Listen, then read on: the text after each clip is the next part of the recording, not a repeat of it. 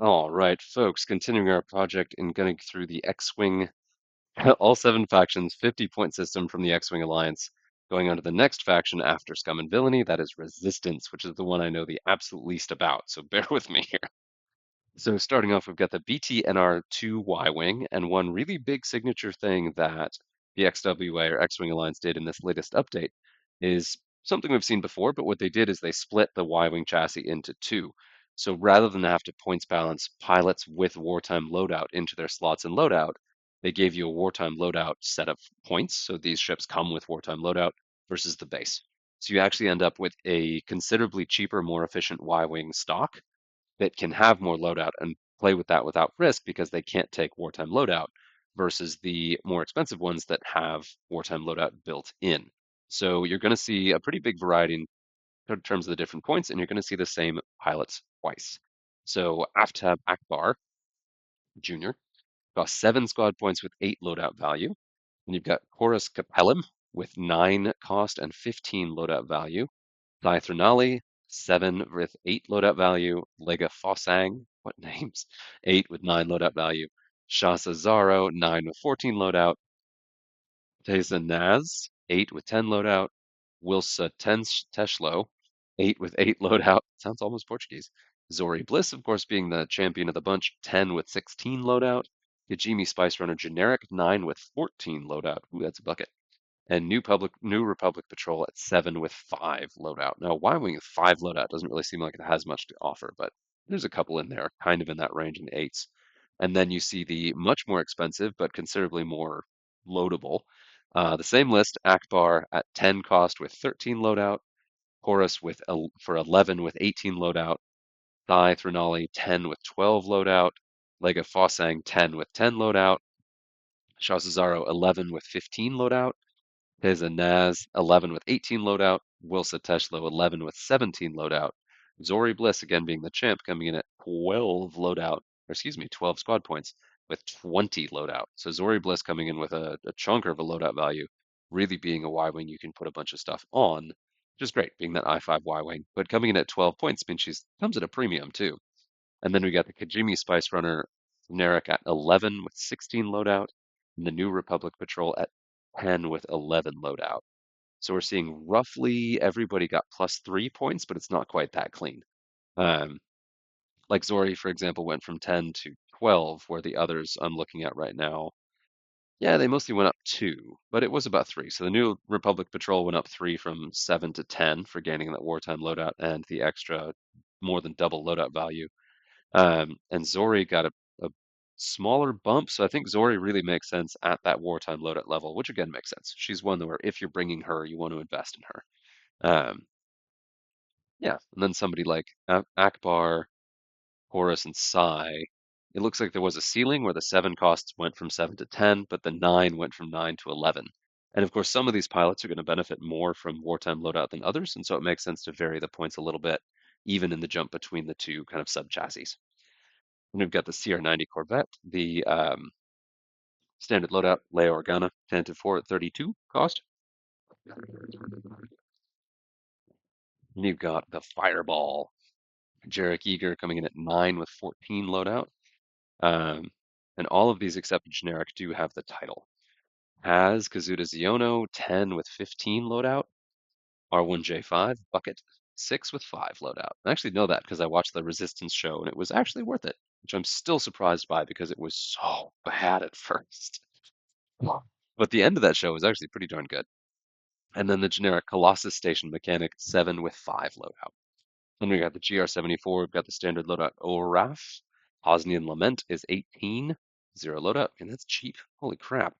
And then the New Republic Volunteers generic is 23 with 25 loadout. Then the MG100 Star Fortress, this thing got weird. So we've got Benteen, 15 with 19 loadout. Cat, Cat, 15 with 22 loadout. You can tell I don't know this faction very well. Eden Capel, 16 with 23 loadout. Finch Dallow Custom is 17 with 28 loadout. And then Finch Dallow Evacuation of Dakar standard loadout is 16. So 1 point cheaper for the standard loadout there. And then Page Tico, 16 with 21 loadout. And then Veni, 17 with 27 loadout. Ooh, God, invincible. And then Veni standard loadout evacuation of Dakar is 16 with no loadout. So again, 1 point shaved off for that standard loadout card. And then the Cobalt Squadron Bomber generic is 15 with 20 loadout, which is respectable, but considering how high the others are, it's on the low side. Then we have the RZ2 A-Wing, the menace, the turreted menace that is the RZ2 A-Wing. Greer, 9 with 8 loadout. Lulo Lampard, 10 with 10 loadout. Oof. Merle Cobbin, our little blocker, is 8 with 4 loadout. Yikes. Ronith Blario, standard loadout. Evacuation car is 9. And then also the custom is 9 with 9 loadout. That's a funny case where they're the same cost. Then we've got Sefton Vanek, 10 with 11 loadout. Suralinda Javos, 9 with 8 loadout. Palasan Lintra is 10 with 12 loadout. And then her standard loadout of Acquisition Dakar is 11, so go ups a point from the base. It's interesting. The A-Wings are just a weird bunch. Roby Tice is 8 with 3 loadout. Zari Bangle is 10 with 15 loadout. ZZ Tlo is 11 with 14 loadout, and then her standard loadout is just 11. So same squad cost there as well. So just like Roneth, same cost for the standard loadout on the stock version or the custom version. And then you've got the Blue Squadron Recruit at 8 with 3 loadout, and the Green Squadron Expert at 9 with 8 loadout. So you do have the option to take an 8-point RZ2 A-Wing, which seems pretty good, even with 3 loadout. Just to have an A-Wing body on the table, 8 is not an unreasonable cost for that, especially since there are a bunch of things in Resistance that are pretty cheap. You're looking at a bunch of 9s in here, so you could very comfortably do a 5-ship list and then bump a couple up to higher, and then you could bump a couple down to 8 if you wanted some extra points to play with there. Yeah, and I think I've already heard that A-Wing spam, the RZ2 A-Wing spam is certainly still a viable list. I think the 5 A-Wings was pretty terrifying for a while there. And with overall squad sizes coming down, the RZ2s have a little bit more room to maneuver and do a little mini swarm. Although I think just like with Rebels, even more so with Resistance, some of the better builds you see are going to be like a Falcon and then just jam everything else in there that you can. A Falcon, maybe one ace, and then some of the cheaper ships like some of your A-Wings. It's a really strong archetype across X-Wing, but especially now, I think. Hmm. The Resistance Transport, the Couch. We've got Kova Nell, the scary one, coming in at 12, 18 loadout. Noden coming in with 9 with 12 loadout. Hamich, Hamich Narrow Good, 11 with 22 loadout. And then Pamich's standard loadout of Acquisition of Dakar comes all the way down to 9, full 3 points cheaper than the custom version, which is interesting. Then Taka Gemarisa goes to 8 with 6 loadout, and then the Logistics Division Pilot is a whopping 10 with 19 loadout. Now, second highest loadout in the middle for total pilot cost. I wonder what you can do with that Logistics Division Pilot that makes it so scary. One thing that immediately stands out is it's got the double astromech slot. So you can mix 2 astromech abilities together, and it has the built-in cannon slot, which most of the others do, but not all of them. Taka does notably not have the cannon slot, so that's interesting. And then the more expensive ones, Kova and Pamich, have the double cannon, so they can become much scarier offensively than the other couches. So hence why they're so expensive, which is interesting. Wild. The upgrade bar on that is all over the place. So Resistance Transport Pod, we've got BB-8, 7 with 9 loadout, and then Finn, the terrifying monstrosity that is in his Finn pod, is 10 with 16 loadout. So he's on the upper cost for a cheap ship, but I think is still absolutely worth it. And then we've got Rose Tico. Yeah, Rose Tico, and this is the couch pod at 8 with 14 loadout. That's a good number. And then Vimerati, 6 with 5 loadout, a really good budget piece. You can do a lot with those pods, and a 6-cost ship is pretty good. 6 cost with 5 loadout and a crew slot. 5 is pretty low to get anything in there, but Resistance does have some really good crew, so I'm curious what you could do with that. And then we have the Scavenged YT 1300, and I think this is still where some of the most powerful pieces in Resistance are. Obvious choice being Poe Falcon is just a terrifying ship, and that's why he also matches Han, Rebel Han, I think, for the 20 squad cost. So Rebel Han, Resistance Poe, and then Boba jump out immediately as Scum Boba, of course, jump out as the 20-point pilots, and I think they all are justifiably there. as like the kind of pilots who can warp the whole game around themselves. But for the Falcon, we've got Chewbacca at 17 with 18 loadout, very reasonable cost of 17. We've got Han Solo Resistance, 18 with 23 loadout, which I think is low for him because I've heard that the Resistance Han is a scary thing. Then we've got Lando at 18 with 20 loadout. Poe, of course, again, 20 with 24 loadout. And then Rey, who I still am traumatized by Rey Falcon, coming in at 19 with 21 loadout. Just the volume of dice mods and how hard she hits in that front arc as long as she has force is really, really scary. So stay out of her front arc, and a lot of that stuff turns off. Um, yeah, 19 with 21 points of loadout, and then the generic resistance sympathizer is 15 with 16 loadout, and like no slots. So the resistance sympathizer is that cheap because you only get 2 crew and a mod, and that's it.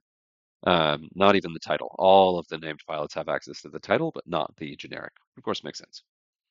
And then the T-70, we've got, this is expanded considerably because we have a lot of evacuation of Dakar pilots mixed in here. We get Scythe Renali, evacuation of Dakar, the standard loadout is 11. Scythe Renali custom is 12 with 14 loadout. Elo Asti is 14 with 16 loadout. J. Chris Tubbs is 10 with 0 loadout in the standard loadout. And then custom is 10 with 7 loadout. There we go. Jess Pava, the Great Destroyer, is 12 squad cost with 10 loadout. Joff Sea Striker is 11 with 10 loadout. Kare Kuhn is 12 with 13 loadout. Lieutenant Bastian, who comes up a lot, 10 with 4 loadout. I believe he's still on the cheap side, which makes him a very tempting piece. Nia Num is 14 with 16 loadout. Nimi Chireen is 11 with 10 loadout. And here we have 3 versions of Poe Dameron. You've got the Evacuation of Dakar standard loadout Poe is 16. Resistance Commander, so like the cheaper helpful one, is 14. So Commander Poe is 14 with 11 loadout, which is a budget for still an I-6 ship. And then the custom Gary one is 18 with 24 loadout. He's only 2 points cheaper than his Falcon version. So you better be good. You better get it out of him. Then we've got Stomaroni Stark, who I forget, was it Stromboli? Um, the X-Wing with an A-Wing dial. Evacuation of Dakar is 13 points. Temmin Wexley is 11 with 5 loadout. That's Black 2 Temmin Wexley. And then there's Snap Temmin Wexley, who is 12 with 11 loadout. That is confusing that those 2 versions both exist. But sure, I mean, they did that with Poe. Vanessa Doza is 13 with 15 loadout. Is the one if I recall, can shoot torpedoes out of the back. And then Zay Versio is 11 with 10 loadout. Then we got Black Squadron Ace is 13 with 17 loadout, which is very confusing that Black Squadron Ace is an X-Wing, but whatever. And then Blue Squadron Rookie is 10 with 4 loadout. Red Squadron Expert is 11 with 9 loadout. And that's it for Resistance. It's pretty short. They still have a relatively small pilot pool, but I think some really, really strong pieces there and a lot of really interesting pilot abilities, especially in the A-Wings and X-Wings. They can be really good, but I do think backbone of a Falcon, 1 or 2 X-Wings, and then fill with pods and or A-Wings is still kind of your go-to resistance force. And I think you can still comfortably do a 5-ship with that. If you use some 6s and 7s, then maybe a 10 and a 20, I think that you do have room to do a 50-point squad with 5 ships. You can comfortably do 4, but I think you can squeeze in 5 and make it scary. We'll be back with First Order.